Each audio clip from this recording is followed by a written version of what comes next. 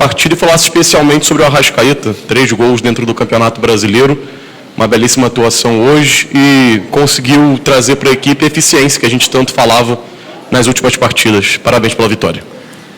Obrigado. Boa noite, primeiramente.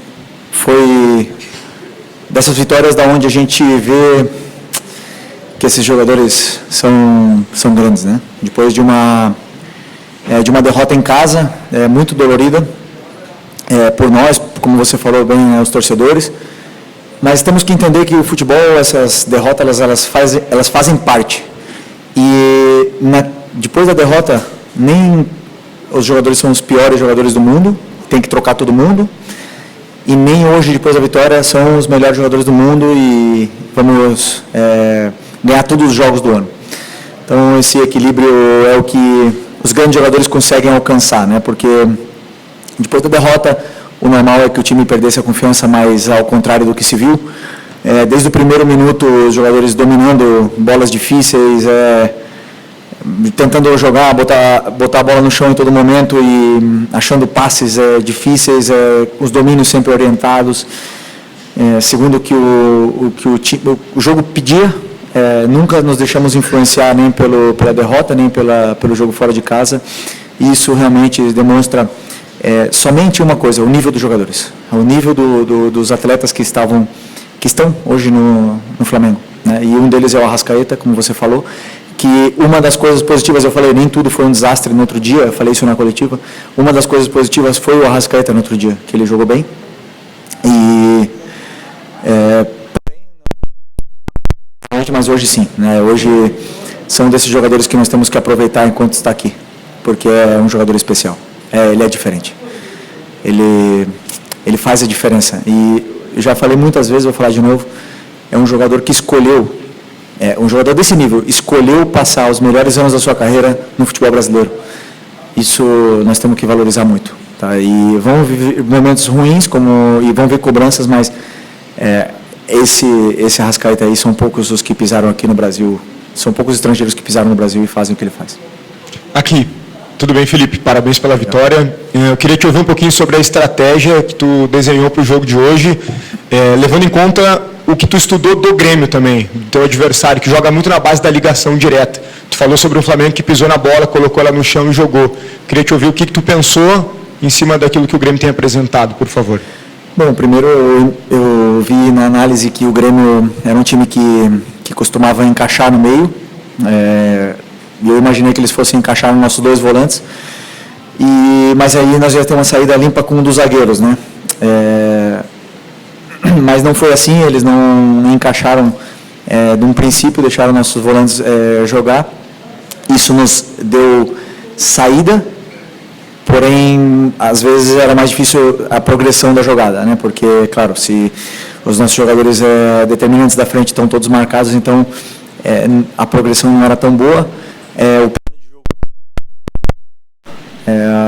Uma caída dos volantes não estava funcionando do jeito que a gente esperava e que a gente imaginou antes do jogo, mas depois com os ajustes eles entenderam bem aonde estavam os espaços e começaram a encontrar. Mas o que acontece é que os próprios jogadores dentro do campo eles se ajustam, né? O Grêmio foi se ajustando, foi pressionando, foi encaixando melhor a pressão e por momentos tivemos dificuldades de sair, mas eu acredito que com a estrutura e com a qualidade dos jogadores do nosso time é muito difícil que eles se apertem, né? Porque eles têm muita qualidade e muitas vezes, mesmo pressionados, eles conseguem sair por uma vantagem qualitativa, que, por exemplo, é o caso do Gerson, que com a bola, ele não perde a bola. Então, isso nos dá uma facilidade para sair mesmo pressionados e assim foi, encontramos os espaços e conseguimos machucar o Grêmio nesse caso. Mas o Grêmio é um time de muitos encaixes e nunca é fácil superar esses encaixes de pressão no meio campo. Porém, quando você escapa desses encaixes, você acaba dentro da área. Foi isso que aconteceu e acabamos 2 ou 3 vezes dentro da área no primeiro tempo que poderiam ter sido um placar mais elástico. Okay. Boa noite, Felipe. Prazer revê-lo. Parabéns pela vitória. Felipe, o Flamengo, por motivos que não precisa ficar aqui repetindo, ele é uma espécie assim de modelo do clube a ser batido no Brasil. O grupo de jogadores é qualificado, o teu trabalho já está rendendo frutos, embora seja relativamente curto, mas ele se mostra. A estrutura do Flamengo, ela é exemplar também. Como fazer para que... Como é que vocês estão estudando para jogar com a corda esticada ou poder recolhê-la na hora certa, visando ganhar o máximo possível de competições e estando já num Campeonato Brasileiro que recém começou, mas o Flamengo já começa também a ser colocado como favorito, como maior candidato. Como é que é carregar essa responsabilidade e trabalhar um grupo assim, de agora até dezembro? Só por favor, me explica um pouco melhor como a corda que você falou. A corda esticada é que nem afinação de violão, a cordinha está esticada. Sim, mas... Flochar. E o Flamengo, como fazer com que isso seja mantido ou, em determinados momentos, saber administrar para que questão física, questão de grupo, como é que se administra um grupo de agora até dezembro para tirar o máximo de competições possíveis? Ok, primeiro o clube nos últimos anos se reestruturou de uma forma que nos possibilita ter jogadores importantes para poder brigar pelas competições. Isso não significa ganhar as competições, significa poder disputar.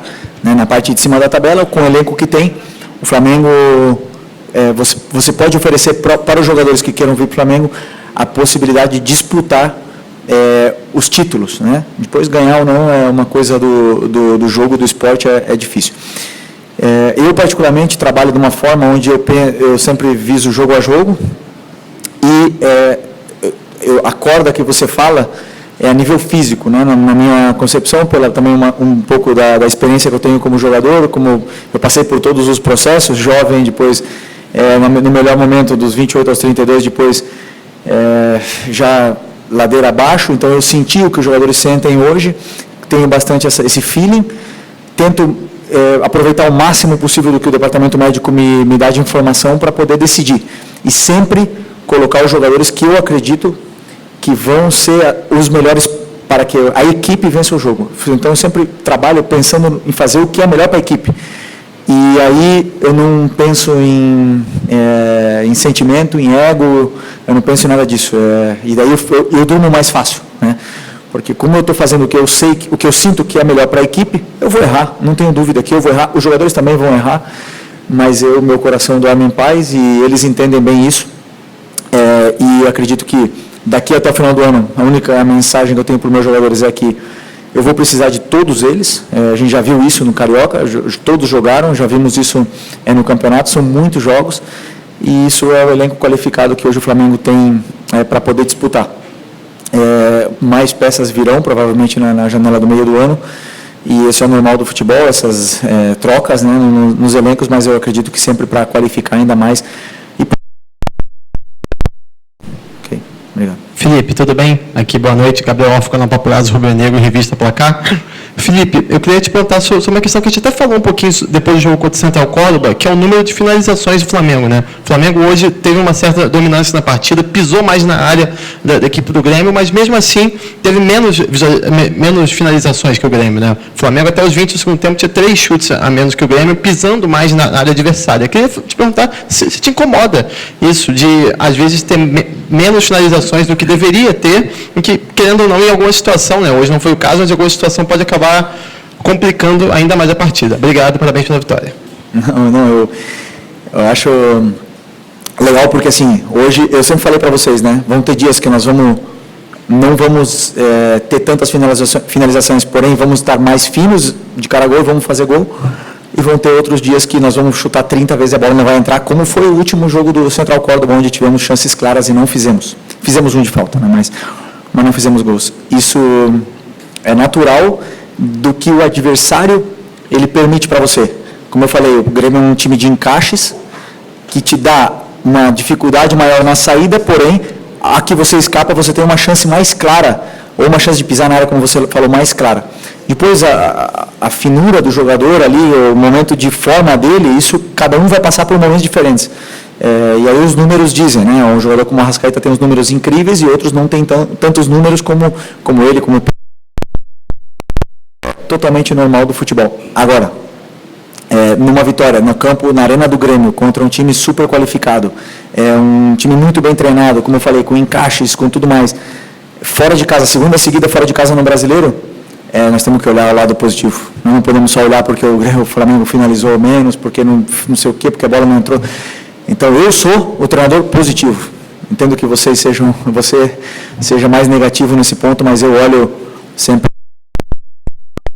as ruins, já é o meu trabalho corrigir elas e para isso que me pagam. Felipe, boa noite primeiramente, né? Parabéns pela vitória. Eu gostaria que tu falasse, né, uma análise tua da partida do Bruno Henrique, né? Tu falasse sobre as possibilidades de ataque que o Flamengo teve. O Bruno Henrique, infelizmente, acabou falhando em 2, 3 oportunidades. E queria também que tu comentasse sobre a situação do Pedro. Tu já vê ele pronto e apto para o próximo jogo contra o Juventude no Maracanã? Boa noite. Só estou tentando lembrar as 3 chances do Bruno. Pode me lembrar elas? Teve uma de um passe do Arrascaeta que ele acaba furando em bola. Teve outro passe, uma jogada pela direita num cruzamento que ele acabou não chegando a tempo. E também teve uma de perna esquerda que ele acabou tentando driblar o defensor do Grêmio, o Gemerson, e acabou não finalizando da maneira adequada. Bem lembrado.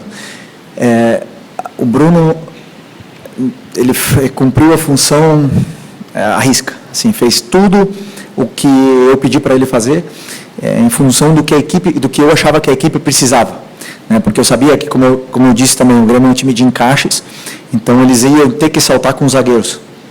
E aí o Bruno, atacando o espaço, ele é letal, e fez todos os movimentos que eu pedi, ele nos deu muita profundidade. Ele e o Michael nos deram muita profundidade, o mesmo Gerson nos deu muita profundidade, e é um jogador muito importante. Essas chances que você fala, eu não posso qualificar ela de uma chance perdida, porque, na minha visão, não foi o passe não foi ideal para ele, não conseguiu nem finalizar a jogada, né? Então, a outra talvez, em outro momento, ele teria conseguido finalizar, mas é absolutamente normal. E o que eu vejo é o volume de jogo, o que ele cria, o que ele nos dá para a equipe, porque é um jogador que pressiona muito, que se sacrifica muito pela equipe, faz com que a equipe jogue muito melhor, de forma muito mais contundente e dominante dentro do campo ao estar Bruno Henrique, porque ele nos dá todas as fases defensivas, né? Jogo aéreo, é um jogador que domina a bola de costas, que sustenta os zagueiros, que ataca o espaço, então é um jogador super completo e na qual muito importante. E o Pedro, hoje ele está disponível, né? Claro que não está disponível para começar ainda, mas no momento que estava o segundo tempo, que eu acreditava que precisava que a gente estava com espaço para contra-atacar e não estávamos mais conseguindo pressionar o Grêmio, então era o momento de ataque ao espaço, então eu optei pelo Juninho, mas o Pedro está sim disponível para ter minutos de forma crescente durante os próximos jogos. Felipe, aqui, boa noite. Você falou agora na resposta anterior a respeito dos zagueiros saltarem da linha, né? Os 2 gols nisso acontece, são 2 zagueiros diferentes, mas o zagueiro pela direita do Grêmio. E por ali o Flamengo apostou bastante no jogo, o Arrascaeta chegando mais ali, o Michael também. Essa foi uma percepção tua antes do jogo, de explorar essas costas da defesa do Grêmio, que teria esse zagueiro saltando? Eu não vi os gols ainda, então eu não consigo, eu só lembro que o Arrascaeta driblou o goleiro no primeiro, e no segundo foi uma saída de bola pela lateral, né? Eles fizeram uma saída de uma triangulação bonita e o Arrascaeta conseguiu escapar e conseguiu finalizar, né? Mas claro que um dos de sempre é que exista o ataque ao espaço, porque para mim o time mais difícil de marcar é o time que ataca o espaço o tempo todo, e isso o Bruno, o Michael, o Gerson, o próprio Arrascaeta faz e incomoda muito, mas com certeza tem preparação nesse estudo, sim. Boa noite, Felipe. Parabéns pela vitória. Felipe, tu é um técnico jovem, né? Está aí se destacando nos maiores clubes do Brasil e tu sempre se posiciona muito bem, né? Eu admiro isso. Tu acabou praticamente, né, saiu do campo ontem, né, para assumir aí de ser treinador do Flamengo. E eu acredito, eu vou trazer uma pergunta um pouco extra-campo para ti, tá? A gente viu ali que o Grêmio reclamou de uma mão na bola, né, ali no lance depois que o Flamengo fez o gol. E eu penso que se tu estivesse em campo como jogador, capitão, como tu fez, tu também reclamaria com o árbitro se fosse teu time adversário.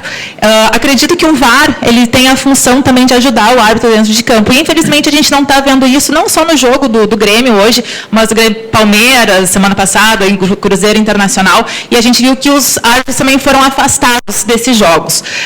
Te pergunto, a gente está vendo que há uma crise técnica. O que tu pensa sobre essa crise da arbitragem no Brasil? E tu acha que tem uma solução a curto prazo, até porque esses afastamentos fazem mal para o futebol brasileiro? Obrigado pelo elogio e grande... delicado, né? Primeiro, se a gente quer melhorar, nós precisamos de investimento. Precisamos investir em estudos, em melhores, prepará-los melhores, mas eu posso afirmar, em 5 anos que eu joguei aqui no Brasil, agora no final de carreira, que eu vi muitos árbitros muito bons, muito bons. Seria até injusto citar nomes deles, mas eu sempre falei nas entrevistas, né? O próprio Klaus, o Davi, tem vários, não vou ficar citando o nome deles aqui, mas são muito bons, né? E assim, cada um tem uma opinião. Eu e um companheiro teu durante essa semana falou que o VAR não tem que entrar interferência mínima ou máxima ou apitar desde lá, mas tem que entrar quando tem que entrar realmente, né? E é uma linha, uma régua fina, difícil de a gente analisar, né? Mas o que eu gostaria realmente que não houvesse muita interferência, se não é um lance claro. Se é um lance claro, deve haver interferências. Impedimentos, eu acho que veio muito, porque era muito injusto você perder um jogo com um impedimento de 2 metros, e essas coisas vieram para ajudar, e o VAR também veio para ajudar. Precisamos continuar investindo, que eles possam continuar estudando, que eles possam continuar se corrigindo, porque no final das contas é só a experiência e as horas de correção e de trabalho que vão fazer eles chegar à perfeição, mas eu tenho certeza que eles querem se aperfeiçoar o máximo possível, porque ninguém gosta de ser criticado, de ser afastado, nem nada disso, né? Então,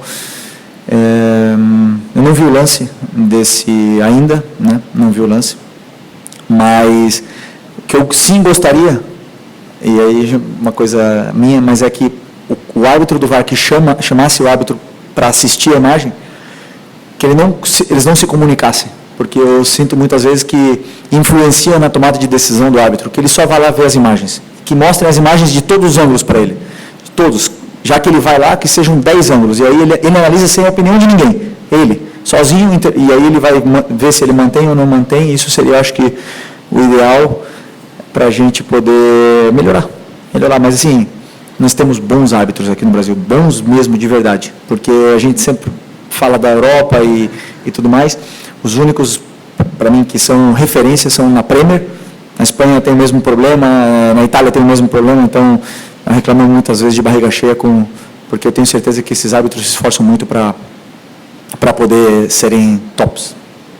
Professor, boa noite. Lucas Golatti, da Rádio Galera. Você já disse em entrevistas anteriores, tem como referência na profissão o Diego Simeone, o Jorge Jesus, e até a gente já observa algumas características. E, recentemente, descobrimos que também tem como referência o Diego De Zerbi, o De Zerbi. E aí o Flamengo, inclusive, realiza alguns conceitos como atrair para libertar nas costas. E aí eu queria te perguntar, como você definiria o seu modelo de jogo, tendo essas referências como o Diego Simeone, Jorge Jesus e também o De Zerbi? Grande pergunta. Pergunta para tomar um café, mas não para contar aqui na coletiva meu modelo, não. Mas eu tentei, junto com o meu auxiliar, criar um modelo, como eu já falei várias vezes, onde a torcida se sentisse identificada e tudo mais, mas principalmente a forma de atacar, o que eu mais sofri no campo. O que mais me fizeram sofrer no campo. E quem mais me fez sofrer no campo foi o Guardiola. Ele é a referência, ele mudou o futebol e claro que ele nos inspira a todos. Hoje o futebol é muito diferente por ele. E cada treinador jovem vem com ideias e conceitos novos, onde eu pelo menos não tenho vergonha nenhuma de falar que eu copio treinadores de fora, copio treinadores do próprio Brasil, coisas que eu vejo, eu acho interessante, e tentamos copiar e colocar no nosso modelo, né? Mas o modelo, se eu pudesse resumir, seria pressionar, esse é o primeiro, e depois seria, porque você falou da atração, né?